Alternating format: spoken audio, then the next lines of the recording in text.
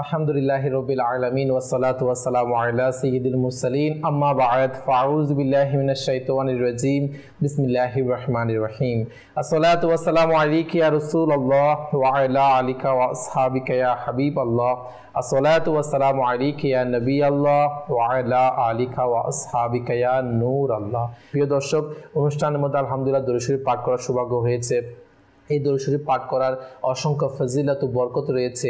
যিনি দাওয়াত ইসলামী প্রতিষ্ঠাতা শাইখে তরিকত আমির আহলে সুন্নাত মাওলানা মুহাম্মদ ইলিয়াস আত্তার কাদেরী দামাত বারাকাতুহুল আলিয়া, ইনি আমাদেরকে দরুদ শরীফ পাঠ করার উৎসাহ প্রদান করেন। আলহামদুলিল্লাহ, সেই সুবাদে তিনি তার লিখিত রিসালা যেই জিয়ায়ে দরুদুস সালাম একটি দরুদ শরীফ পাঠ করা ফজিলত সম্পর্কিত, যেটার মধ্যে দরুদ শরীফ পাঠ করা ফজিলতের হাদিস শরীফের সমাহার রয়েছে এবং দরুদ শরীফ পাঠ করার কি ক্ষতি রয়েছে সেটারও কিন্তু অসংখ্য হাদিস শরীফ রয়েছে। অবশ্যই রিসালাটি আপনারা পড়ুন। আপনাদের উৎসাহের জন্য সেই রিসালাতে একটি হাদিস শরীফ বলছে এরকমই যে প্রিয় নবী রাসূলুল্লাহ আরবি সাল্লাল্লাহু তাআলা আলাইহি ওয়াসাল্লাম বলেন, যেই ব্যক্তি জুমার দিনে ৮০ বার দরুদ শরীফ পাঠ করবে, আল্লাহ তাআলা তার ৮০ বছরের গুনাহকে মাফ করে দিবেন। সুবহানাল্লাহ, সুবহানাল্লাহ। তো আসুন নিয়ত করি ইনশাআল্লাহ আমরা বেশি থেকে বেশি পরিমাণে দরুদ পাক পাঠ করব। আসুন মহব্বতের সাথে আরেকটি বার দরুদ শরীফ পাঠ করি।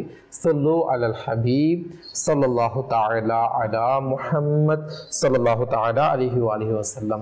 আমাদের অনুষ্ঠানের মধ্যে বিভিন্ন আলোচনা করে থেকে বিভিন্ন ইলমের দিন সম্পর্কে আমাদের জানা সৌভাগ্য হয়। তো সেই সুবাদে আজকে আমরা যে বিষয় নিয়ে আলোচনা করব সেটা কিন্তু আমাদের জীবনের মধ্যে অত্যন্ত গুরুত্বপূর্ণ। কিভাবে গুরুত্বপূর্ণ সেটা আপনাদের যদি একটু ইশারা দিই, আমি এরকমই, আমরা অনেক নামাজ কালাম ইবাদত করি, মাশাআল্লাহ মারহাবা, অনেকে হজও করে, যাকাতও আদায় করে। ওই বিষয়টা এত গুরুত্বপূর্ণ, আপনি যত নামাজ ইবাদত করেন, হজ আদায় করেন, যাকাত দান করেন, ওইগুলো ততক্ষণ পর্যন্ত কবুল হবে না যতক্ষণ পর্যন্ত আপনি ওই বিষয়টাকে শরীয়সম্মতভাবে আদায় করবেন না। জি হ্যাঁ, ওই বিষয়টাকে, সেই বিষয়টা হচ্ছে হালাল ও হারাম যাচাই বাছাই করা। জি হ্যাঁ, আজকে আমাদের বিষয় রেখেছে হালাল ও হারাম উপার্জন, অর্থাৎ যারা হারাম বাছাই করে না এবং যারা হালাল ইনকাম করে তার ফজিলত কি রয়েছে, ক্ষতি কি রয়েছে, আরো বিভিন্ন দিক নিয়ে ইনশাআল্লাহ আমরা আজকে কোরআন এবং হাদিসের আলোকে আলোচনা করব। সেই সুবাদে অসংখ্য বিষয় জানার জন্য আমরা আমন্ত্রণ জানিয়েছি। মাশাআল্লাহ, মোবাইল লেগে দেওয়া হচ্ছে। আমার পাশে শাহরুখ ভাই রয়েছে, আমাদের সেলিম হুজুর রয়েছে। মাশাআল্লাহ, ইনাদের জিয়ারত করার সৌভাগ্য হয়েছে আমাদের অলরেডি। দেরি করবো না, আলোচনার দিকে ফিরে যাব। হালাল ও হারাম উপার্জন, এই বিষয়ে দেখি আজকে শাহরুখ হুজুর আমাদেরকে প্রথমে দর্শকের উদ্দেশ্যে কি মাদানী ফুল দেন।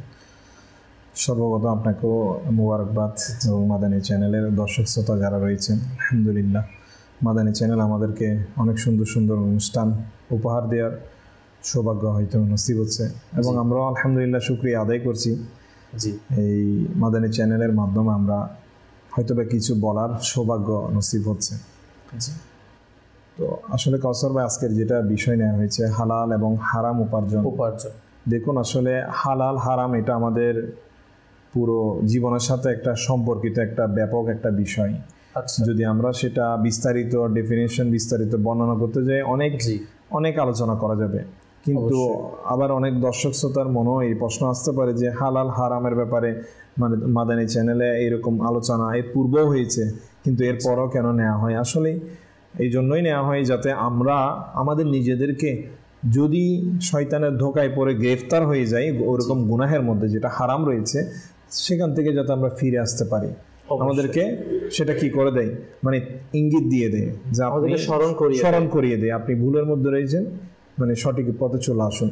তো আজকের যেটা বিষয় হালাল এবং হারাম উপার্জন, তো আসলে দেখেন বর্তমানে আমরা এই আল্লাহ তাআলা আমাদেরকে দুনিয়াতে তার বান্দা হিসেবে পাঠিয়েছেন, আলহামদুলিল্লাহ, এবং বান্দা হিসেবে পাঠানোর পর আল্লাহ তাআলা যেহেতু আমাদেরকে আলহামদুলিল্লাহ উম্মতে মুহাম্মদী সাল্লাল্লাহু তাআলা আলাইহি ওয়াসাল্লাম হিসেবে পাঠিয়েছেন, আমাদের উপরে এটা দায়িত্ব যে আল্লাহ তাআলার ইবাদত করা। অবশ্যই, ঠিক আছে। আচ্ছা, তার পাশাপাশি এখন আমাদের যে আনুষঙ্গিক যেটা, ওইটা তো আমাদের আখিরাতের বিষয় অবশ্যই রয়েছে, কিন্তু আমাদের যে জীবনটা রয়েছে এটা সাজানো গোছানো, বা এর মধ্যে আমাদের যে খাবার গ্রহণ বা আমাদের একটা চলাফেরার বিষয় রয়েছে, পুরো বিষয়টার সাথে না একটা উপার্জনের বিষয় জড়িত, জীবিকা নির্বাহের বিষয় বা উপার্জনের একটা বিষয় পুরোপুরিভাবে জড়িত রয়েছে। তো এখন আপনি বলতে পারবেন শুধু এটা উপার্জন নয়, হালাল হারাম আল্লাহ তাআলা আপনি খাবার গ্রহণের ক্ষেত্রে, উপার্জনের ক্ষেত্রে, প্রত্যেকটা বিষয়ের ক্ষেত্রে রয়েছে। আল্লাহ তাআলা পবিত্র কোরআনে পাকের মধ্যে কি সরাসরি বলে দিয়েছেন কোন বিষয়গুলো হালাল, কোন বস্তুগুলো হালাল রয়েছে, কোন বস্তুগুলো হারাম রয়েছে। এখন আমাদের উচিত যে বস্তুগুলো আল্লাহ তাআলা, আল্লাহ রাসূল সাল্লাল্লাহু আলাইহি ওয়াসাল্লামের হাদিসে মুবারকা থেকে হালাল এসেছে সেগুলোকে গ্রহণ করা, আর যেসব বস্তু বা যেসব বিষয় আমাদের জন্য হারাম করেছেন সেগুলো থেকে বেঁচে থাকা, নিজেদেরকে হেফাজত রাখা। আচ্ছা, এখন কাউসার ভাই দেখেন, হালাল হারাম এটা তো অনেক একটা ব্যাপক বিষয়। তো আমরা বিশেষ করে হালাল হারাম উপার্জন নিয়ে আলোচনা করি। এক বুজুর্গ রাহমাতুল্লাহি তাআলা আলাইহি লিখেছেন যে মানুষের মাঝে এমন এক যুগ আসবে যে যুগে মানুষ মানে সে হালাল হারাম এটা কিসে রয়েছে সে নিজেই ভুলে যাবে, যাচাই বাছাই করবে না। আচ্ছা, এটা কেন করবে না? এটা এই জন্যই করবে না যে বর্তমানে এই পরিস্থিতি বিরাজমান, এমন এক যুগের যে কথা বলা হয়েছে, বর্তমানে এই যুগ কিন্তু চলছে। সেলিম ভাই হয়তো আমার সাথে একমত হবেন, কেননা এই যুগে এসে আপনি দেখবেন একটা মানুষ তার যখন ইনকাম সোর্স, সে একজন মুসলমান উম্মতে মুহাম্মদী সাল্লাল্লাহু আলাইহি ওয়াসাল্লামের মধ্যে অন্তর্ভুক্ত, সে উপার্জনের জন্য যখন সে যায়, আচ্ছা সে এখন উপার্জন করে, যদি তার বেতন অল্প হয়ে থাকে, এখন তার পরিবারের যারা রয়েছে ওই পরিবারবর্গজন, পরিবারের মধ্যে তার স্ত্রী রয়েছে, সন্তানরা রয়েছে এবং মা বাবা রয়েছে, তাদের পক্ষ থেকে যদি চাহিদার পরিমাণ বেড়ে যায়, তখন ওই ব্যক্তি যে উপার্জনক্ষম ব্যক্তি রয়েছে তার উপর কিন্তু একটা দায়িত্ব এসে পড়ে যে তাদের চাহিদাগুলো পূরণ করা। এখন ওই পূরণ করতে গিয়ে কিন্তু এই ব্যক্তি দ্বিধাদ্বন্দ্বে পড়ে এবং সে হারামটাকে বেছে নেয় উপার্জনের ক্ষেত্রে। অথচ যত পূর্ববর্তী আম্বিয়া ইকরাম আলাইহিমুস সালাতু ওয়াস সালামগণ ছিলেন, আমার নবী সাল্লাল্লাহু আলাইহি সাল্লাম ছিলেন, সাহাবা ইকরাম আলাইহিমুর রিদওয়ানগণ ছিলেন, আল্লাহ ওয়ালা বুজুর্গানে দ্বীন ছিলেন, ইনারা কিন্তু সর্বদা হালাল উপার্জন করেছেন এবং হারাম থেকে বেঁচে থেকেছেন, যদিও সেটা কষ্টকর হতো। বিশেষ করে আমি একটা ঘটনা সংক্ষেপে না বললেই নয়, আমরা যে মাযহাবের ইমাম আমাদের রয়েছে, ইমাম আজম আবু হানিফা রাদিয়াল্লাহু তাআলা আনহু, ইনার একটি ঘটনা এমন রয়েছে যে ইমাম আবু হানিফা রাদিয়াল্লাহু তাআলা আনহু ইনি ওই সময়কার একজন বুজুর্গ রাহমাতুল্লাহি তাআলা আলাইহির সাথে ইনার একটা ব্যবসা ছিল। তো ওই ব্যবসার ব্যবসার সুবাদে ইনি যে কাপড়ের ব্যবসা করতেন, তো কোনো কাপড় দিলে ওই ব্যবসায়ীকে, ওই বুজুর্গ রাহমাতুল্লাহি তাআলা আলাইহি ব্যবসায়ীকে বলে দিতেন যে আপনি মানে এই কাপড়ে অমুক ত্রুটি রয়েছে, আপনি যখন এই কাপড়টি বিক্রি করবেন তখন সেটা কি মানে আপনি বলে দিবেন যে এটার মধ্যে ত্রুটি রয়েছে। এখন ওই একবার বুজুর্গ রাহমাতুল্লাহি তাআলা আলাইহি কাপড় বিক্রি করে ফেললেন, ত্রুটিযুক্ত একটি কাপড়, কিন্তু ওই কাপড়ে যে ত্রুটি ছিল সেটা ক্রেতাকে বলেননি। আল্লাহ। এরপর ইমাম আজম আবু হানিফা রাদিয়াল্লাহু তাআলা আনহু যখনই জানলেন যে এরকম ত্রুটিযুক্ত কাপড় কোনো বিক্রি করা হয়েছে না বলা ছাড়া এটা ত্রুটি রয়েছে, তো এটা শোনার সাথে সাথে ইমাম আজম আবু হানিফা রাদিয়াল্লাহু তাআলা আনহু সাথে সাথে যে পরিমাণ ওই কাপড় থেকে মানে টাকা এসেছিল, ইনকাম হয়েছিল, উপার্জন, সমস্ত টাকা ইনি সদকা করে দিলেন। সুবহানাল্লাহ। কাফারা স্বরূপ চেষ্টা করেছিলেন যে তাকে পাওয়া যায়, কিন্তু পাওয়া না যায়, তাহলে কি এরকম একটা, তো ঘটনাটা এই এসেছে। তো দেখুন পূর্ববর্তী যারা আল্লাহ তাআলা নেক বান্দা ছিলেন, ইনাদের ধ্যান ধারণা, ইনাদের চিন্তা ভাবনা কি ছিল? হ্যাঁ, ইনারা ব্যবসা করেছেন, ইনারা সর্বদা হালাল উপার্জনের চেষ্টা করতেন, মানে প্রতিটা কিছুর ক্ষেত্রে, সেটা ব্যবসা হোক, সেটা যে কোনো কিছুর ক্ষেত্রে, মানে প্রয়োজন আমার নিজের যত লস হবে হোক, তারপর আমি হারাম উপার্জন করব না। তো এই ব্যাপারেও কিন্তু কোরআনে পাকের মধ্যে আল্লাহ তাআলা ইরশাদ করেছেন, যে সূরা মাইদার মধ্যে আল্লাহ তাআলা ইরশাদ করেন যে তোমরা আহার করো দুনিয়ার জমিনের মধ্যে যা রয়েছে পবিত্র হালাল বস্তু। অনেকটা এরকম কানজুল ঈমান থেকে অনুবাদ। তো আরেকটা আয়াতে মোবারকার মধ্যে অনেকটা এরকম বলা হচ্ছে সূরা বাকারার, যে হে বান্দাগণ, হে মানব জাতি, তোমরা আহার করো দুনিয়ার মধ্যে ওই সকল বস্তু যা পবিত্র এবং হালাল, এবং শয়তানের ধোকায় পড়ো না, শয়তানের প্ররোচনায় পড়ো না, যেটা শয়তান ওই হারাম কাজে তোমাকে কি করে দেয়, লিপ্ত করে দেয়। অনেকটা সারমর্ম অনেকটা এরকমই। তো দেখুন আল্লাহ তাআলা বলে দিচ্ছেন যে আমাদেরকে হালাল উপার্জন করতে, কিন্তু আমরা বেছে নিচ্ছি হারামকে। কিসের জন্য? আমাদের অতিরিক্ত চাহিদা পূরণ করার জন্য। তো আমি যদি আপনি এখন এই অতিরিক্ত চাহিদাকে কিভাবে আপনি কমাবেন। এর জন্য দরকার আমার আপনার পরিবারকে বুঝানো, তাদেরকে ইসলামিক একটা মন মানসিকতা। আপনি সার্বিক যে পয়েন্টটা তুলে ধরেছেন না, আমরা অনেক সময় পরিবারের পিছনে পড়ে পরিবারের কথা রাখতে গিয়ে আমরা অনেক সময় হারামকে বেছে নিই। এটা একটা ডিটেলস একটা বিষয় আমাদের আলোচনা তুলে ধরা দরকার, কেননা এটা এমন একটা বিষয় যারা আজকে আমরা অনেক সময় নিজের ব্যক্তি সে চাইলেও হারাম থেকে বাঁচার জন্য, কিন্তু অনেক সময় কিছু কিছু পরিবারের সদস্য হয়তো কিছু কিছু, সবাই না, কিছু কিছু পরিবারের সদস্য দেখা যায় যারা তার ঘরের কর্তাকে বাধ্য করে আর তার অতিরিক্ত টাকার জন্য যা করে সে হারামকে বেছে নেয়। এটাও এই বিষয়ে আমরা কিছু আলোচনা শ্রবণ করব।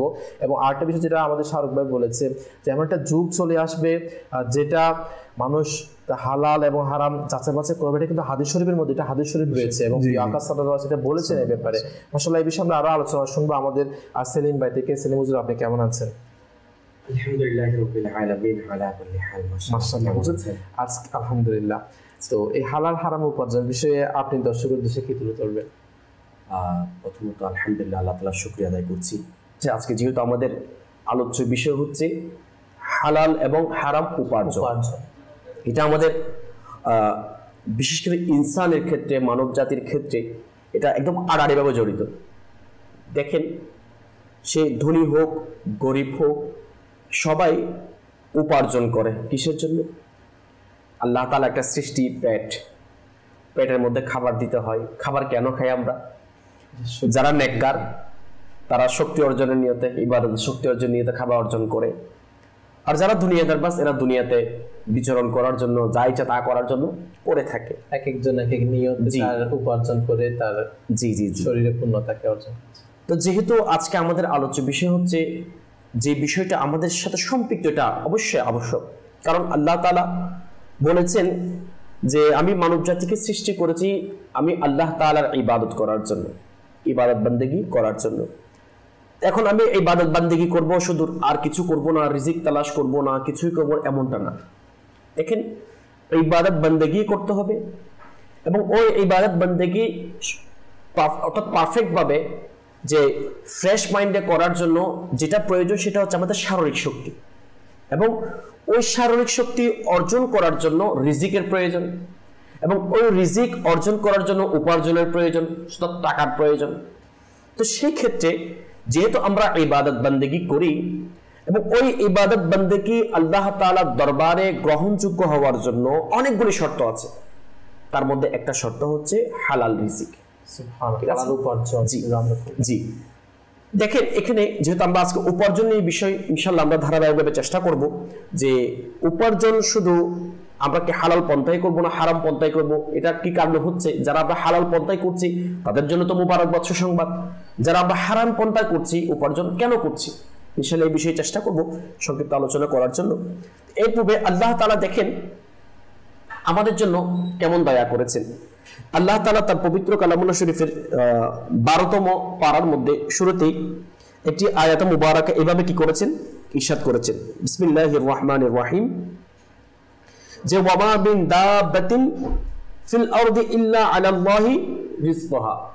আচ্ছা, এই আয়াত মুবারাকার যেটা অর্থ হচ্ছে যে আল্লাহ তাআলা পৃথিবীতে বিচরণকারী এমন কিছু নেই যার রিজিক আল্লাহর অনুগ্রহের জিম্মা নেই। আল্লাহ তাআলা তার প্রতিটি সৃষ্টির জন্য রিজিক কি করেছেন, নির্ধারণ করেছেন, বরাদ্দ করেছেন। এবং কিতাবের মধ্যে এটাও আসছে আল্লাহ তাআলা যে সৃষ্টির পূর্বে, বান্দা সৃষ্টি করার পূর্বে তার রিজিক তার জন্য কি করেছেন, সৃষ্টি করেছেন, সুবহানাল্লাহ, বরাদ্দ করেছেন, নির্দিষ্ট করেছেন। আর এটাই আমাদের আকীদা, এটা আমাদের ঈমান, বিশ্বাস। আল্লাহ তাআলা তার বান্দার জন্য কোনোদিন হারাম রিজিক বরাদ্দ করবেন না। অর্থাৎ আল্লাহ তাআলা আমাদের জন্য হালাল রিজিক কি করছেন, বরাদ্দ করছেন, অর্থাৎ নির্দিষ্ট করে দিয়েছেন। তাহলে প্রথম আমরা শুনি যে হালাল রিজিকের কি ফজিলত। আজকে যে যারা আমরা হালাল রিজিক তালাশ করার জন্য চেষ্টা করছি, হালাল রিজিক ইনকাম করছি, হালাল উপার্জন করছি, এদের জন্য যেহেতু আল্লাহ তাআলা বান্দার জন্য হালাল রিজিক কি করেছেন, হালাল পন্থা যা আমরা উপার্জন করছি, জি জি জি বরাদ্দ করেছেন রয়েছে। জি জি, এমন কি ফজিলত রয়েছে যে কিতাবের মধ্যে আসছে, রাসূল করিম রাউফুর রহিম সাল্লাল্লাহু আলাইহি ওয়া আলিহি ওয়াসাল্লাম ইরশাদ করছেন যে মুসলমান যখন হালাল খাবারের প্রথম লুকমা খায়, মুসলমান যখন হালাল খাবারের প্রথম লুকমা খায় তার পূর্ববর্তী গুনাহ ক্ষমা করে দেওয়া হয়। সুবহানাল্লাহ, সুবহানাল্লাহ। শারক ভাই দেখেন, মাদানী চ্যানেল দর্শক শ্রোতা, প্রথম লুকমা হালাল, এটা কেমন বরকত, এটা কেমন নিয়ামত, আল্লাহ যে পূর্ববর্তী সমস্ত গুনাহ আল্লাহ তাআলা মাফ করে দেন। আর যে ব্যক্তি হালাল উপার্জনের জন্য অপমানজনক স্থানে যায়, হালাল উপার্জনের জন্য অপমানজনক স্থানে যায়, তার গুনাহ গাছের পাতার মতো ঝরে যায়। আল্লাহু আকবার।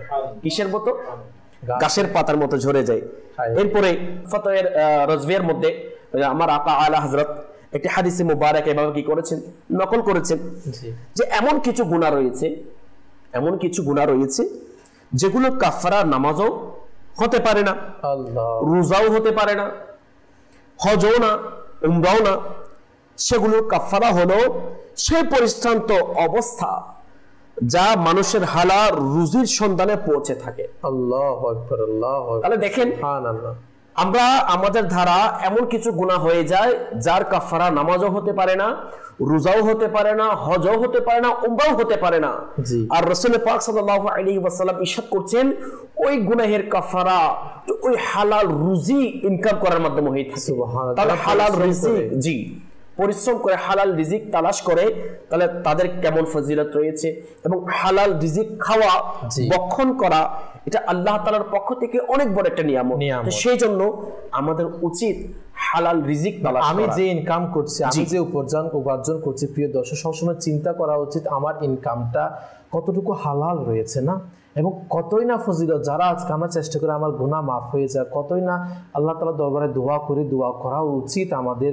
পাশাপাশি আমরাও একটা অবাক হওয়ার একটা যে হাদিস শরীফ শুনলাম যে না, আমি সাধারণ যে ইনকামটা করি যদি এটা হালাল হয়ে যায়, সঠিক হালাল পন্থায় হয়, তাহলে আমি হালাল পন্থায় ইনকামের যে খাবারটা, আমি যে লুকমাটা আমি গ্রহণ করছি, যখন আমার পেটে যায়, তাহলে আমার পূর্ববর্তী সকল গুনাহ মাফ করে দেওয়া হচ্ছে। কতই না ফজিলত, গুনাহ মাফ করার সহজ মাধ্যম আল্লাহ তাআলা আমাদেরকে দিয়েছেন।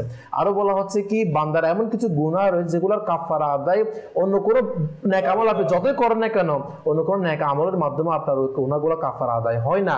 তখনই হয় কাফারা আদায় যখনই কোনো ব্যক্তি হালাল ইনকাম করে, পরিশ্রম করে, উপার্জন করে, হালাল ইনকাম করে এবং হালাল ইনকামে তার জীবনটা অতিবাহিত করে। আল্লাহ তাআলা আমাদেরকে হালাল উপার্জন করার তৌফিক দান করুক। হালাল উপার্জনের ক্ষেত্রে মানে আমাদের কোন ধরনের পন্থা পাওয়া যায়? আসলে হালাল উপার্জনের গুরুত্বের কথা কি বা বলবো।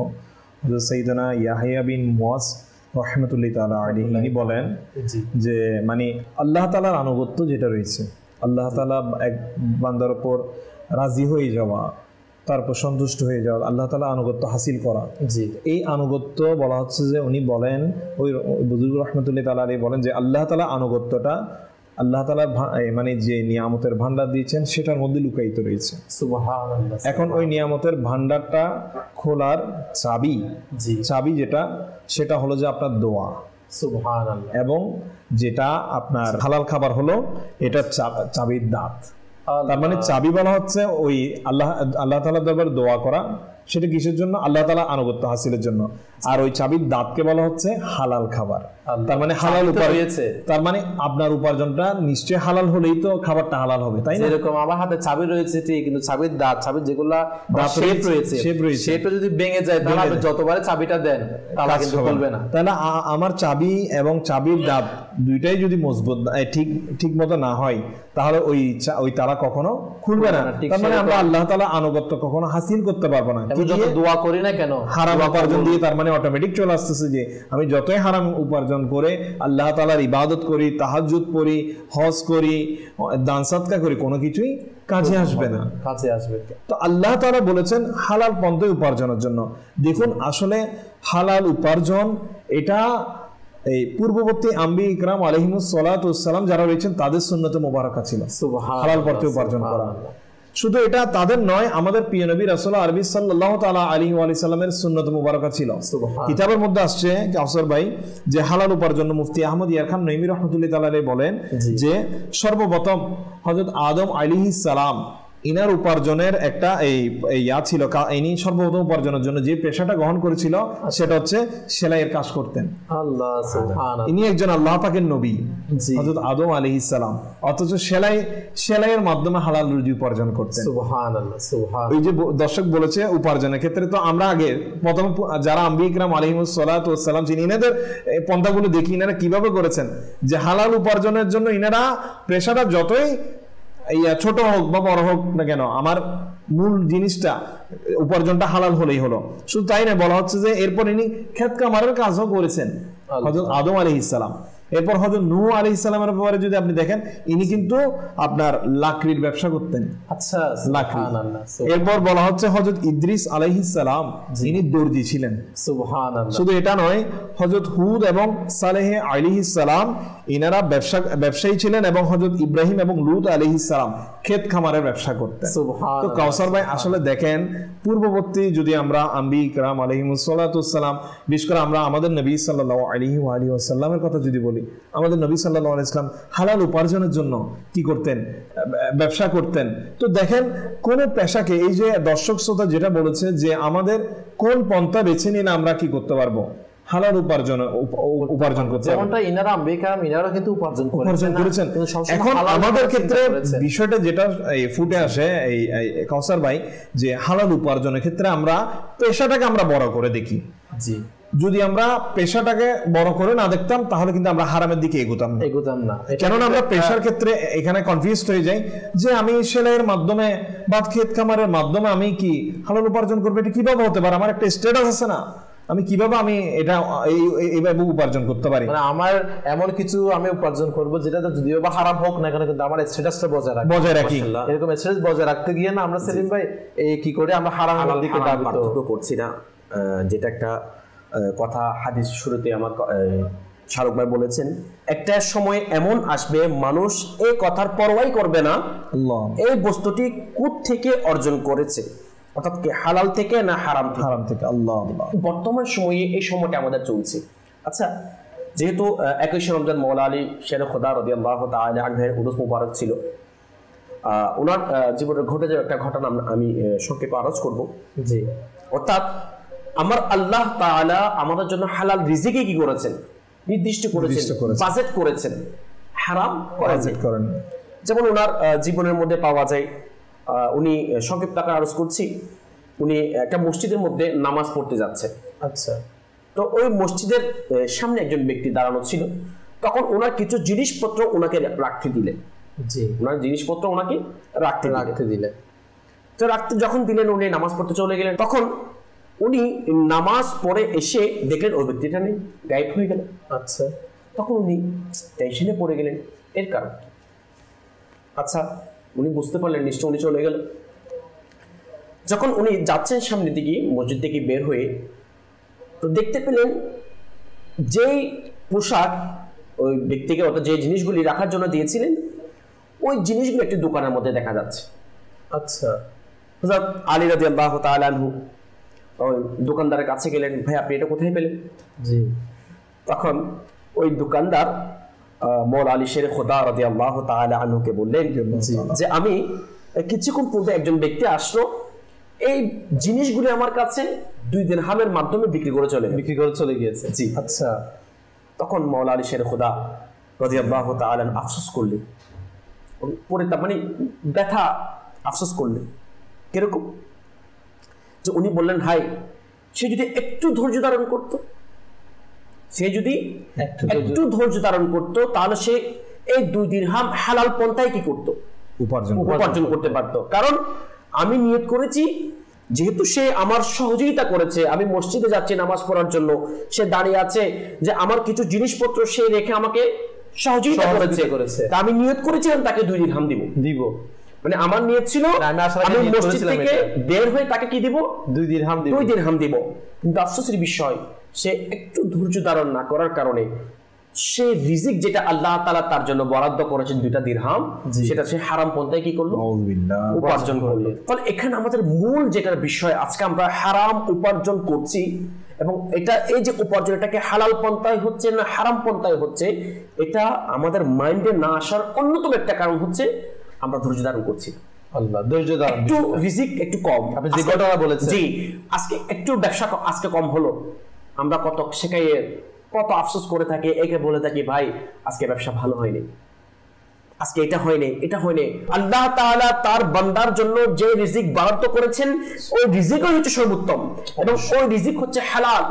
কিন্তু আমরা একটু ধৈর্য না ধরার করার কারণে, আমরা একটু আল্লাহ তাআলার দরবারে সবর না করার কারণে তাহলে আমাদের ওই রিজিকটা আজকে আমরা হালালের পরিবর্তে হারাম পন্থায় কি করছি, মানে আমাদের সুযোগ ছিল যে হালাল পন্থায় ইনকাম করা এবং হালাল পন্থায় আমার জীবিকা নির্বাহ করার সুযোগ রয়েছে, কিন্তু আমাদের আসলে হালাল এই পন্থায় ইনকাম করা একটু সামান্য কঠিন হয়ে থাকে না, যেটা ফল একটু মিষ্টি বিষয়টা পাওয়া একটু কষ্ট বিষয় হয়। কিন্তু এটা নয় স্যার ভাই, আপনার রিজিকটাকে স্পেশাল ভাবে সে বাড়ানোর জন্য মিথ্যা তো বলে, প্রতারণাও করে থাকে। আল্লাহ, মানে সেই জিনিসটার মধ্যে কোনো ত্রুটি ছিল অথচ সে সেটাকে ভালো বলে কি করে দিচ্ছে, ওই ভালো দামের যে মূল্য রয়েছে সেই দামে কিন্তু বিক্রি সেল করে দিচ্ছে।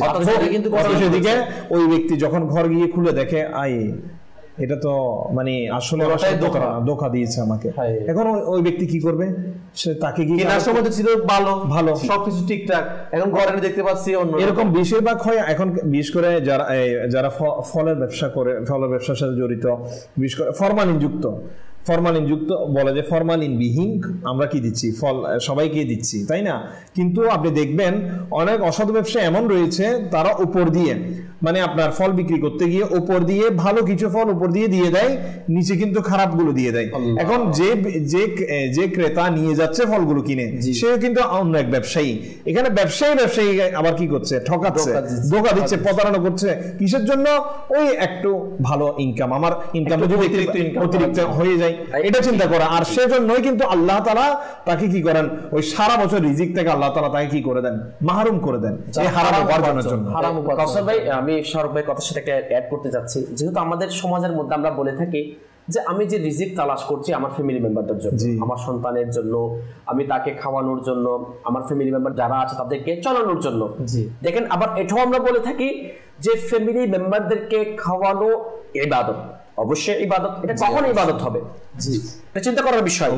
আজকে আমরা অজুহাত দিই যে আমরা ফ্যামিলির অজুহাত দিয়ে, ব্যবসার অজুহাত আমি কেন করছি, আমি আমার ফ্যামিলি মেম্বারদেরকে চালানোর জন্য। আল্লাহ তাআলা বলেছেন রিজিক তালাশ করো, রিজিক তালাশ করছি। কিন্তু এটাই আমার প্রশ্ন মাদানী চ্যানেল এর দর্শক শ্রোতাদের কাছে, যারা আমরা ইনকাম করছি হালাল হারাম পার্থক্য করছি না কেন আমার ফ্যামিলি মেম্বারদের জন্য? দেখেন আপনি হালাল পন্থায় ইনকাম করেছেন ফ্যামিলির জন্য, মারহাবা, মুবারকবাদ আপনাকে। কিন্তু আপনি হারাম পন্থায় ইনকাম করেছেন সেটা আপনি জানেন। আপনি ঘুষ নিয়েছেন, মিথ্যা বলেছেন, চুরি করেছেন, অন্যর সম্পদ জুলুম করে নিয়েছেন, ব্যবসা পণ্য মিথ্যা বলে বা যেটা ত্রুটিটা গোপন করে আপনি কি করেছেন, বেশি দামে কি করেছেন, বিক্রি করে উপার্জন করেছেন। কেন? ফ্যামিলি মেম্বারদেরকে খাওয়ানোর জন্য। আপনি নিজে জানেন আপনি এটা কিন্তু হালাল পন্থা কি করেন নেই, উপার্জন করেন নেই। আচ্ছা, আপনি আপনার ফ্যামিলি মেম্বারদেরকে কি বলেন, আমি এত কষ্ট করলাম মিথ্যা বলে, গীবত করে, মানুষকে ধোঁকা দিয়ে, চুরি করে, ডাকাতি করে এই ইনকামগুলি করে নিয়ে আসলাম আপনাদের জন্য, তোমাদের জন্য।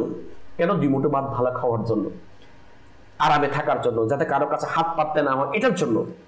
এখন আমি বলবো ওই ব্যক্তিকে আপনি তাদেরকে প্রশ্ন করেন, আমি এটা নিয়ে আসছি চুরি করে।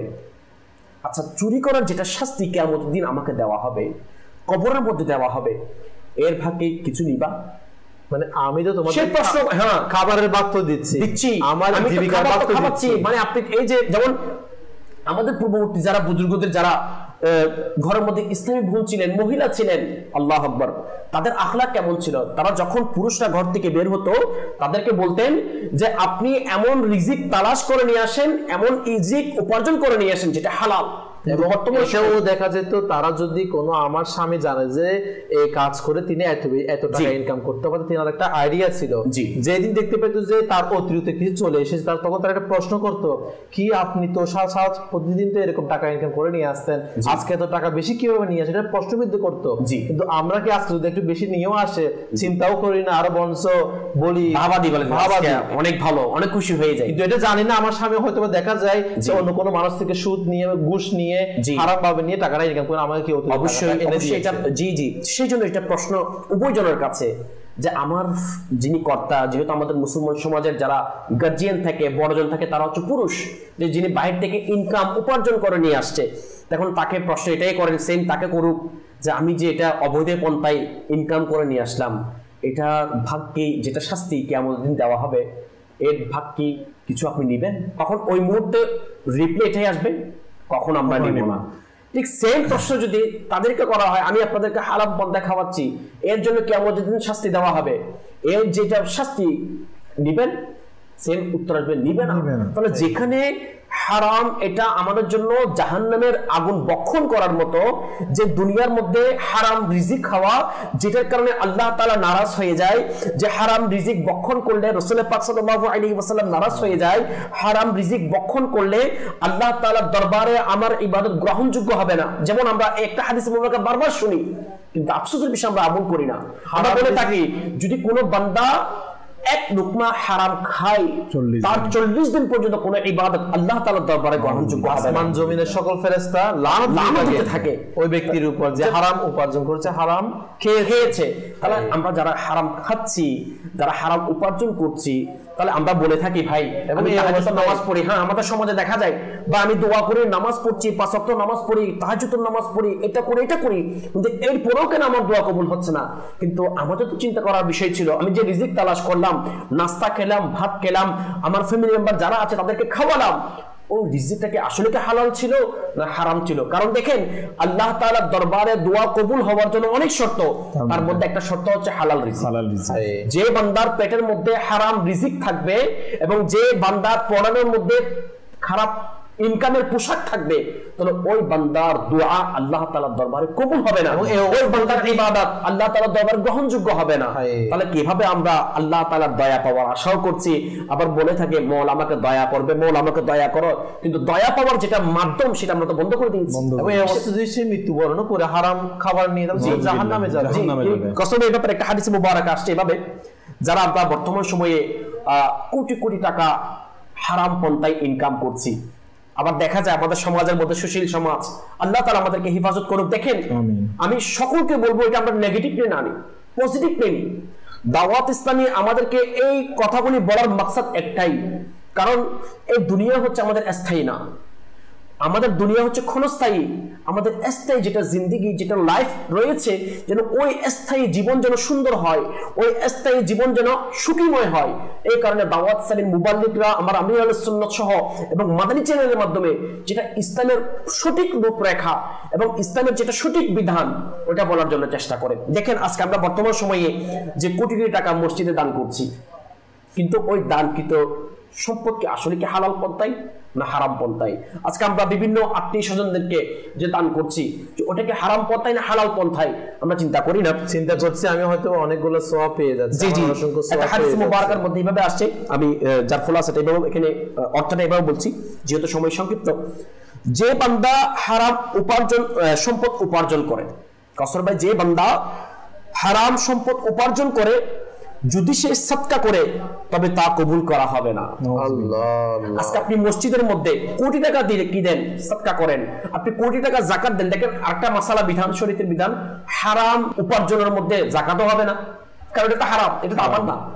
তাহলে আপনি যাকাত দিচ্ছেন, মসজিদের মধ্যে দান করছেন, আপনি আজকে দানবীর বলার জন্য গরিব অসহায়দেরকে অনেক টাকা সাদকা করছেন, দান করছেন।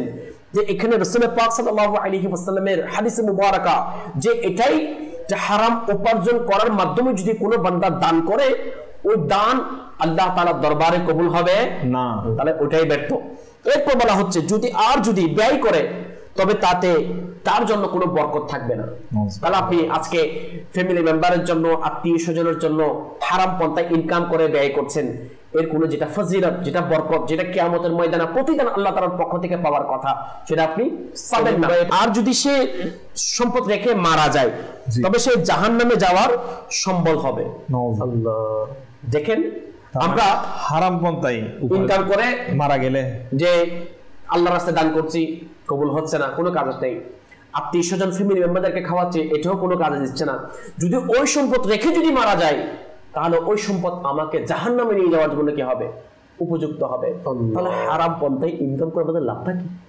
দুনিয়া তো কোনো কাজে আসছে না, পরকালে আমাদের কাজে আসবে না, কবরের মধ্যে কাজে আসবে না। সেই জন্য আমাদের উচিত, দুনিয়ার মধ্যে কষ্ট হবে, পেরেশানি হবে, আর দুনিয়া সিজনুল মুমিন, এটা রাসূল পাক সাল্লাল্লাহু আলাইহি ওয়াসাল্লাম বলে দিয়েছেন। তো সেই জন্য আমাদের উচিত হালাল পন্থায় রিজিক তালাশ করা। আল্লাহ তাআলা আমাদেরকে আমল করার তৌফিক দান করুন। আমিন আমিন। আসলে কাউসার ভাই, মানে যেটা এই সেলিম ভাই বলেছেন, আমরা এই হারামভাবে উপার্জন কি জন্যই করছি? আমার সন্তানকে খুশি করার জন্য, আমার স্ত্রীকে, ঘরের স্ত্রীকে খুশি করার জন্য, তাকে ঈদে ভালো জামা কাপড় নিয়ে দেওয়ার জন্য, সন্তানকে ভালো জামা কাপড় নিয়ে দেওয়ার জন্য, যদি রমজানের কথা বলে থাকি স্পেশালি, অথবা মা বাবা আমাকে মানে সন্তুষ্ট হয়ে যাক, এই জন্য করছি না। কিন্তু কাল কিয়ামতের ময়দানে তারা আমার কি হবে? দেখেন, মুফতি আহমদ ইয়ার খান নঈমী রাহমাতুল্লাহি তাআলা আলাইহি বলেছেন যে বেকার থাকা তো এক ধরনের অপরাধ, কিন্তু নাজায়েজ পন্থায় ইচ্ছা করে কেউ যদি কাজ না করে, এটা একটা আল্লাহ তাআলা হাত পা দিয়েছেন, এগুলো অবশ্যই আল্লাহ তাআলার নিয়ামত, এবং সেটার মাধ্যমে রিজিক তালাশ করতে বলেছেন। কিন্তু তার মানে এই নয় যে আপনি নাজায়েজ পন্থায় খারাপ ভাবে কি করবেন, মানে হারাম পন্থা নিয়ে রিজিক তালাশ করবেন, এটা বলে নাই। এই ব্যাপারে বলছেন যে আপনি যদি, এটা তো অপরাধ রয়েছে, কিন্তু তার চেয়ে জঘন্যতম অপরাধ হচ্ছে যদি আপনি হারাম উপায়ে কি করেন, রিজিক উপার্জন করেন। তো আমরা এই উপার্জনটা করে কি লাভ হবে? আমার তো মত যখন হবে সেটা বললো, কাল কিয়ামতের ময়দানে তার অবস্থা কি হবে দেখেন। সে যদি নেকি করেও থাকে, তার যদি একটুও নিবু থাকে যে সে জান্নাতে যাওয়ার, তার অবস্থা কি হবে? এই ব্যাপারে বলছে হযরত সাইয়েদনা আবু লাইস সামারকান্দি রাহমাতুল্লাহি তাআলা আলাইহি, ইনি বলেন যে বর্ণিত আছে, পুরুষের সাথে সম্পৃক্তদের মধ্যে সর্বপ্রথম তার স্ত্রী ও তার সন্তানেরাই রয়েছে, এবং তারা সবাই আল্লাহ তাআলার দরবারে আরজ করবে, হে আল্লাহ, মানে কাল কিয়ামতের ময়দানে পরিবারে একসাথে তখন বলবে, হে আমাদের প্রতিপালক, আমাদেরকে এই ব্যক্তি থেকে কি করে দিন, মানে আমাদের হক আদায় করে দিন। তার বাবার ব্যাপারে জিজ্ঞেস করবে, বলবে আল্লাহ তাআলাকে, সেই স্ত্রী তার স্বামীর ব্যাপারে বলবে আল্লাহ তাআলাকে যে আমাদেরকে তার পক্ষ থেকে আমাদের হক আদায় করে দিন। আচ্ছা, কি হক? সে দুনিয়াতে এত কষ্ট করলো তাদের জন্য, পুরো জিন্দেগি দিয়ে দিল, নিজের মাথার ঘাম পায়ে মানে এত কষ্ট, বৃষ্টি, রোদ, গরম, শীত, কোনো কিছুই সে তোয়াক্কা করে না। এত কষ্ট করে সন্তানদেরকে বড় করার জন্য, ভালো লেখাপড়া করানোর জন্য, বা একটু ভালো খাবার খাওয়ানোর জন্য এত কষ্ট করলো, আবার কাল কিয়ামতের ময়দানে এসে আমার কাছে কি হোক? সে দেখতে অবাক হয়ে যাবে। তখন বলবে, ওরা বলবে যে কেননা সে কোনোদিন আমাদেরকে দ্বীনি বিষয়ে শিক্ষা দেয়নি, এবং বলবে সে আমাদের হারাম খাইয়েছিল, হারাম উপার্জনের মাধ্যমে আমাদের খাইয়েছিল। দেখেন, তারাই কিন্তু ফোর্স করেছিল দুনিয়ায় থাকতে, আমাদেরকে যেভাবে হোক কি করেন আপনি, ভালো খাবার খাওয়ান, ভালো জামা কাপড় পরান, অথচ তারাই বলবে কাল কিয়ামতের ময়দানে তার বিরুদ্ধে যে সে আমাদেরকে হারাম খাইয়েছিল, সে আমাদেরকে দ্বীনের ব্যাপারে শিক্ষা দেয়নি, এবং বলবে যে যা আমরা জানতাম না। অতঃপর সেই ব্যক্তিকে হারাম উপার্জনের জন্য এমন ভাবে মারা হবে, বলা হচ্ছে তার শরীর থেকে মাংস ঝরে পড়বে। শুধু এটা নয়, এরপর তাকে মিজানের পাল্লায় যখন তার নেকিগুলো মাপা হবে, দেখবে সে অনেক বড় একটা নেকির পাহাড়। আচ্ছা, হঠাৎ করে একজন সন্তান ওখান থেকে বলে উঠবে যে আমার কি রয়েছে, এনার উপর হক রয়েছে। কি বলবে? আমাকে মানে তার সন্তানদের মধ্যে একজন অগ্রসর হয়ে বলবে, আমার নেকি তো অল্প, আমি জান্নাতে যেতে পারছি না, তো এই নেকি সমূহ থেকে সে কিছু নেকি নিয়ে নিবে। এভাবে তার একজন সন্তান, মানে যার যতটুকু নেকি অল্প অল্প হবে, প্রত্যেকজন ওই অল্প অল্প নেকিগুলো তার কাছ থেকে নিয়ে নিয়ে চলে যাবে। কি জন্য? কারণ তারা ওই যে হারাম খাইয়েছিল সেটার ভাগীদার তারা ওই দিন হবে না, নিজেদের গুনাহগুলা ওই দিয়ে যাবে। বলা হবে যে জানতাম না উনি যে আমাদেরকে হারাম খাইয়েছিল, কারণ উনি আমাদেরকে বলেনি। তারা বিপরীত সাক্ষী দিবে। তো যাদের জন্য এত কষ্ট করছি, যাদের জন্য মাথার ঘাম পাই ফেলছি, তারাই কাল কিয়ামতের ময়দানে আমার বিরুদ্ধে সাক্ষী দিবে, এবং তাদের কারণ হবো আমি জাহান্নামে যাওয়া। তো আমার চিন্তা করা উচিত, কাদের জন্য এত কষ্ট করে আমার সুদকে, ঘুষকে, মানুষ বিভিন্ন ভাবে আমি হারামকে বেছে নিচ্ছি। কিন্তু আমি একটু এই জন্যই একটা বিষয় হচ্ছে কাউসার ভাই, যে আমরা আমাদের পরিবারগুলোকে দ্বীনি শিক্ষা দিচ্ছি না, সন্তানদেরকে দ্বীনি শিক্ষা দিচ্ছি না, যার ফলে নিজেও দ্বীনের জ্ঞান থেকে অজ্ঞ রয়েছি। বিশেষ করে যারা ব্যবসা করে, তাদের ব্যবসায়ী কিভাবে হালাল হবে সেই উপার্জন, যারা চাকরি করে, প্রত্যেকের ক্ষেত্রেই কিন্তু আপনার থেকে কিন্তু আমরা কিছু ইনশাআল্লাহ মজানিফুল অর্জন করব। বিভিন্ন যারা আমরা চাকরি করে ব্যবসা সম্পর্কিত শুনলাম যে ঢোকার ক্ষেত্রে, চাকরির ক্ষেত্রে আমরা কতটুকু আমরা আসলে হালাল হারামের ক্ষেত্রে বাছাই করি, এটা অনেক দর্শক অবাক হয়ে যান যে চাকরির ক্ষেত্রেও কি আবার হালাল হারামের বিষয় রয়েছে, যে আসলে যারা হারাম উপার্জন দুনিয়ার মধ্যে করে তাদের শাস্তি কিরকম আমাদের চোখের সামনে আমরা অসংখ্য দেখতে পাই।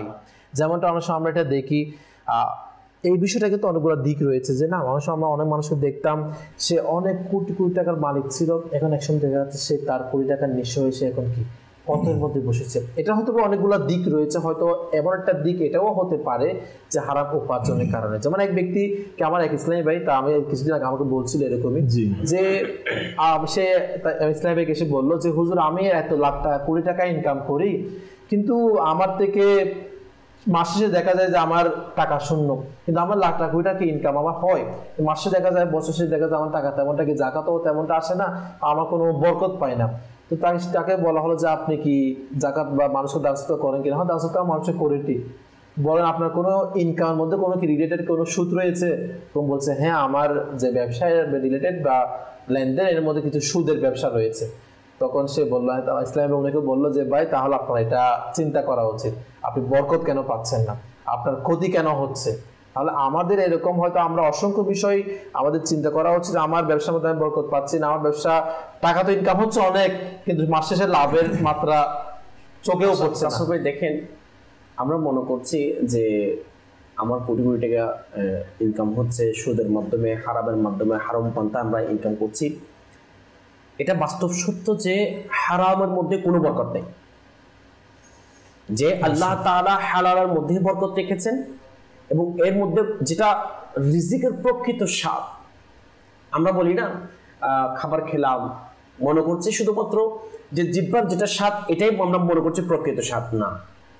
যে রিজিক খাওয়ার পর আমার ইবাদতের প্রতি আগ্রহ সৃষ্টি হয়, যে রিজিক খাওয়ার পর আমার আল্লাহ তাআলার প্রতি আমার মনোনিবেশ হয়, যে রিজিক খাওয়ার পর আমার রাসূল পাক সাল্লাল্লাহু আলাইহি ওয়াসাল্লামের প্রতি আরো বেশি ভালোবাসা বেড়ে যায়, ওনার সুন্নতের প্রতি আমল করার প্রতি আগ্রহ বেড়ে যায়, যে রিজিক খাওয়ার পর দুনিয়ার মধ্যে যে অসহায় মানুষ যারা আছে তাদের ব্যথায় যখন ব্যতীত দিনের মধ্যে সৃষ্টি হয়, হায় আমি রিজিক খেয়েছি, কিন্তু আমার প্রতিবেশী যারা অসহায় গরিব আছে তারা কিভাবে খাচ্ছে। সেলিম ভাই, আপনার কথা এটা বোঝা যাচ্ছে যে আমরা যখন হালাল উপার্জন করি না, তো আমার ইবাদতের একটা আমরা আলাদা একটা মজা পাই, আমাদের দুনিয়া জীবনযাপনের ক্ষেত্রে একটা আলাদা একটা রুহানিয়ত আসে, অর্থাৎ আল্লাহ তাআলা ইবাদত করতে আমাদের একটা মন মানসিকতা সৃষ্টি হয়। এটাই কিন্তু হালাল উপার্জনের বরকত।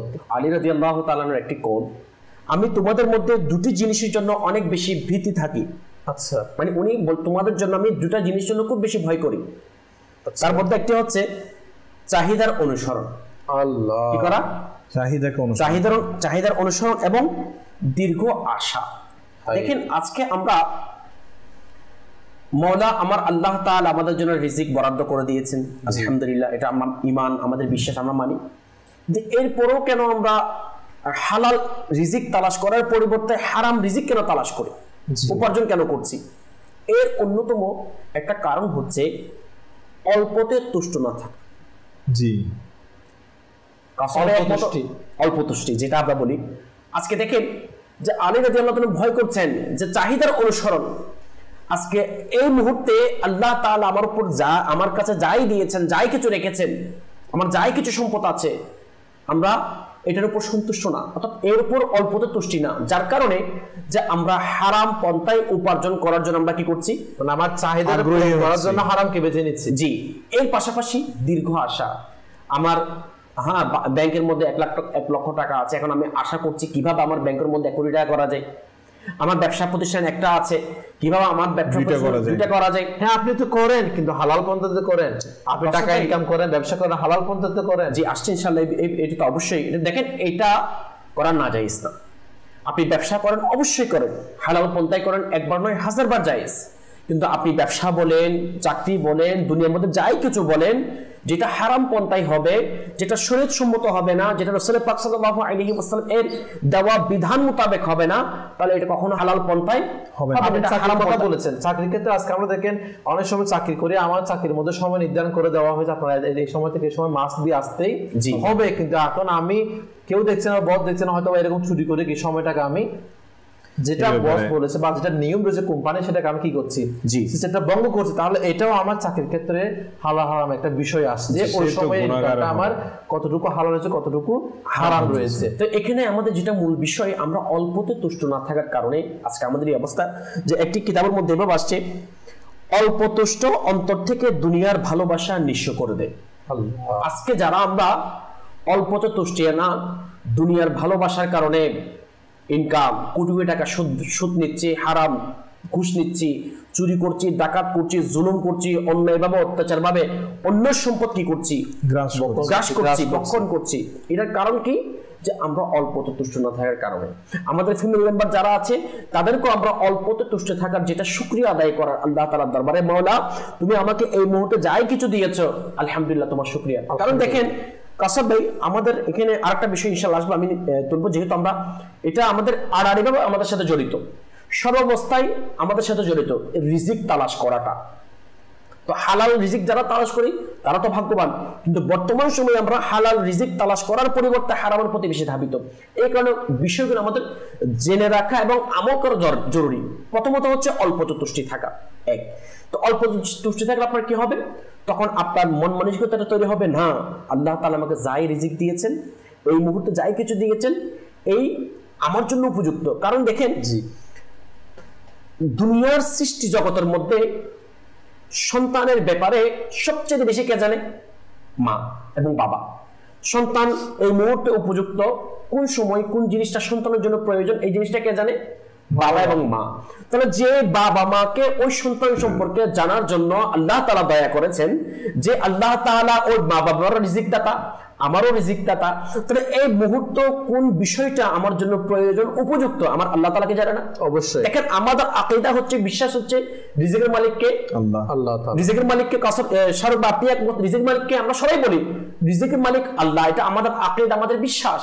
তাহলে এই মুহূর্তে যে আমার, যেমন আমি 10,000 টাকা চাকরি করছি, তাহলে নিশ্চয়ই এই মুহূর্তে এই 10,000 টাকায় এটাই আমার দুনিয়াতে চলার জন্য, আমার ফ্যামিলি মেম্বার যারা রয়েছে তাদেরকে রিজিক খাওয়ানোর জন্য, তাদের কাজে খরচ করার জন্য উপযুক্ত, প্রয়োজন, যথেষ্ট। ওই কারণে এই মুহূর্তে আল্লাহ তাআলা আমার 10,000 টাকার রিজিক ব্যবস্থা করে দিয়েছেন। এই মুহূর্তে আমার 15,000 টাকা বেতন, আমি রিজিক তালাশ করছি হালাল পন্থায়। তাহলে আমার যেহেতু মওলার ব্যাপারে এটা বিশ্বাস, রিজিকের মালিক আল্লাহ তাআলা, তাহলে আমার মওলায় আমার ইনকামের মাধ্যমে, চাকরির মাধ্যমে, ব্যবসার মাধ্যমে আজকে যে ইনকাম দিয়েছেন, তাহলে এটাই আমাদের রিজিকের জন্য কি বরাদ্দ। তো সেই জন্য আমাদের উচিত, যে মুহূর্তে যে অবস্থায় আল্লাহ তাআলার পক্ষ থেকে যতটুকু সম্পদ রিজিক আমার কাছে থাকে, এটার জন্য আমরা কি থাকি? আলহামদুলিল্লাহ, আল্লাহ তাআলার দরবারে আমাদের টাকা হচ্ছে। এটাই আরেকটা বিষয়, যেটা হচ্ছে মূল যেটা বিষয়, সেটা হচ্ছে আল্লাহ তাআলার ভয়। আজকে আমরা যারা সুদ খাচ্ছি, ঘুষ খাচ্ছি, সুদ দিচ্ছি, চুরি বলেন, মানে এক কথায় হারাম পন্থায় যারা আমরা উপার্জন করছি, এর মূল কারণ কি? এর মূল কারণ হচ্ছে যে আমরা আল্লাহ তাআলাকে ভয় করি না। দেখেন, যারা আল্লাহ তাআলাকে ভয় করে, যারা আল্লাহ তাআলা ভয়ে হালাল রিজিক উপার্জন করে, হারামের প্রতি পা বাড়ায় না, যারা ধৈর্য ধারণ করে, তাদের ব্যাপারে আল্লাহ তাআলা তার পবিত্র কালামুল্লাহের মধ্যে কি বলেছেন কসর ভাই? এই আয়াতে মুবারাকা আমার রুকুন সূরা আব্দুল হাবিব আত-তারি যখন এই আয়াত নিয়ে যখন আলোচনা করেন, উনি বললেন যে এই আয়াত মুবারক যখন শুনি তখন দিল খুশি হয়ে যায়, তখন মওলার প্রতি আরো তাওয়াক্কুল বেড়ে যায়। আমিও আলহামদুলিল্লাহ যখন আসলে যখন এই আয়াত মুবারক যখন পড়ি না, তখন দিলের মধ্যে একটা প্রশান্তি মিলে, মওলা কত দয়া আমাদেরকে করেছেন।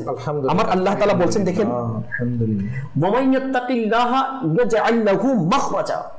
এটা আল্লাহ তাআলা পবিত্র বাণী, যে মওলার উপর আমরা ঈমান এনেছি, যে মওলাকে আমরা রিজিক দাতা হিসেবে মেনে নিয়েছি।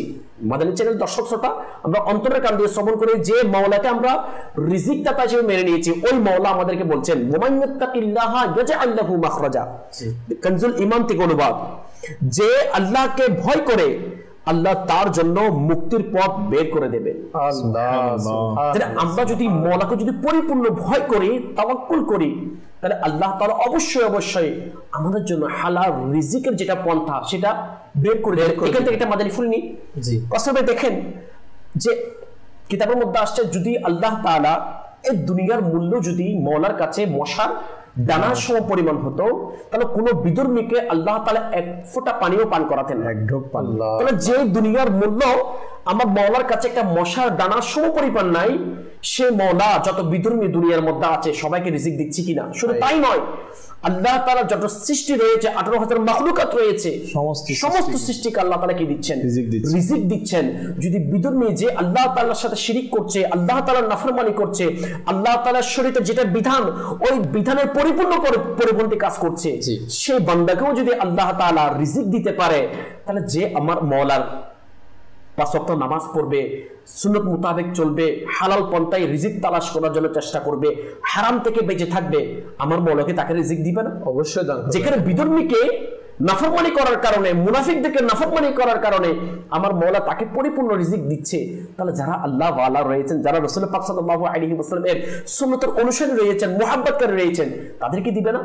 অবশ্যই দিবে। এই পয়েন্টটা আমাদের জানা উচিত, কারণ আপনি বলেছেন কোরআনে পাকের মধ্যে আল্লাহ তাআলা বলে দিয়েছেন যে আমরা যারা যখন ভয় করব আল্লাহ তাআলাকে, তখন আমার জন্য রিজিক বলেন সবকিছুর রাস্তা আল্লাহ তাআলা নিজেই আসান করে দিবেন। তো এটাই আমাদের মন মানসিকতা থাকা উচিত।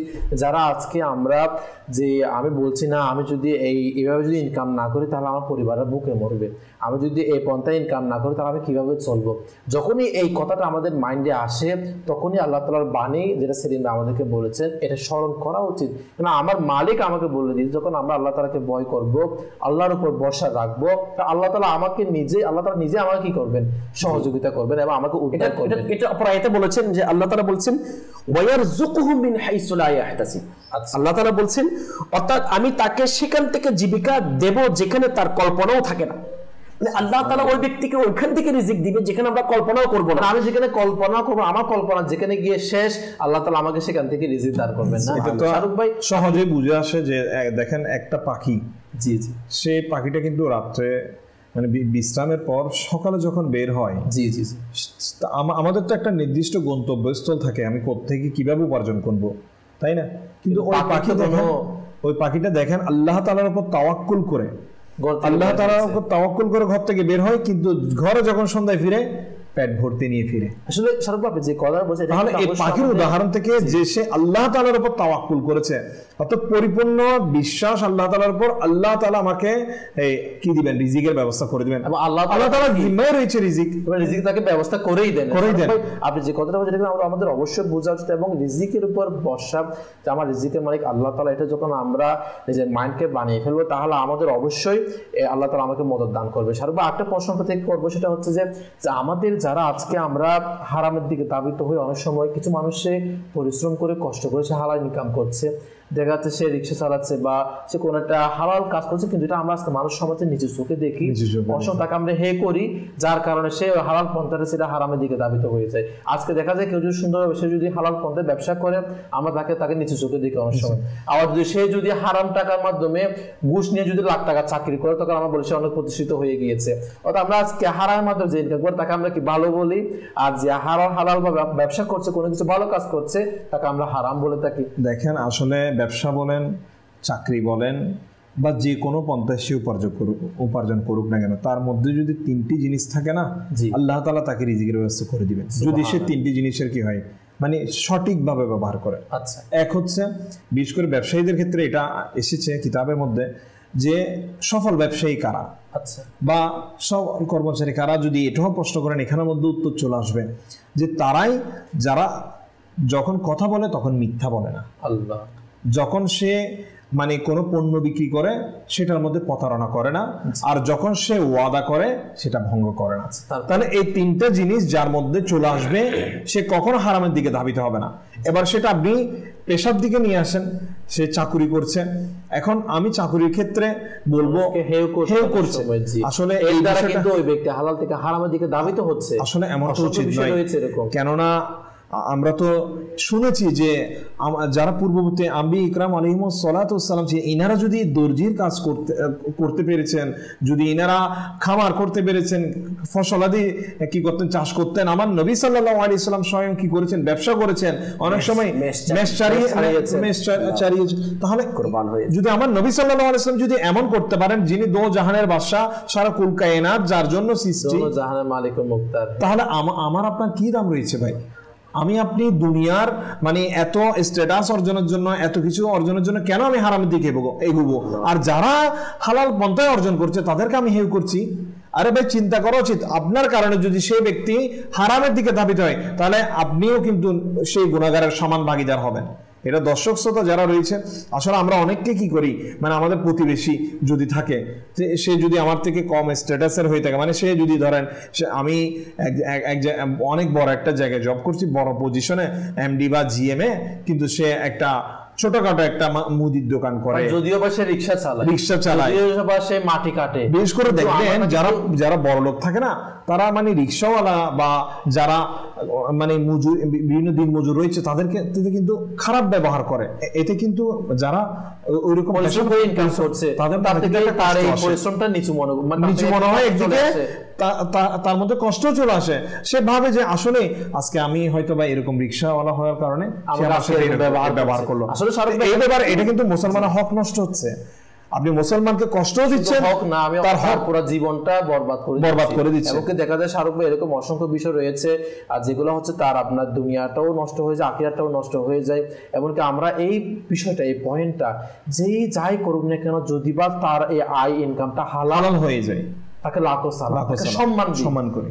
কিন্তু সম্মান তো তাকে দেওয়া না হচ্ছে যে হারাম ইনকাম করে, ভাই, যে সুদ করে, সে হচ্ছে সবচেয়ে নিচু লোকের কাজ, যে ঘুষ ইনকাম করে সে সবচেয়ে নিচু কাজ। অনেক বিষয় রয়েছে যেগুলো কিন্তু আমরা আজকে জানার পরেও কিন্তু আমরা হারামের দিকে দাবিত হচ্ছে। অবশ্যই আল্লাহ তাআলাকে ভয় করা উচিত। সময় কিন্তু শেষ আমাদের, তাই আল্লাহ তাআলা যেন আমাদের হালাল ইনকাম করার তৌফিক দান করে, হারাম থেকে যেন আল্লাহ তাআলা আমাদেরকে বাঁচার তৌফিক দান করে, সেই দোয়া রেখে এবং আপনাদের সকলের শরীরের সুস্থতা কামনা করে আজকের অনুষ্ঠান আমরা এখানে শেষ করছি। সাল্লু আলাল হাবিব সাল্লাল্লাহু তাআলা আলা মুহাম্মদ সাল্লাল্লাহু তাআলা আলাইহি ওয়া আলিহি ওয়াসাল্লাম।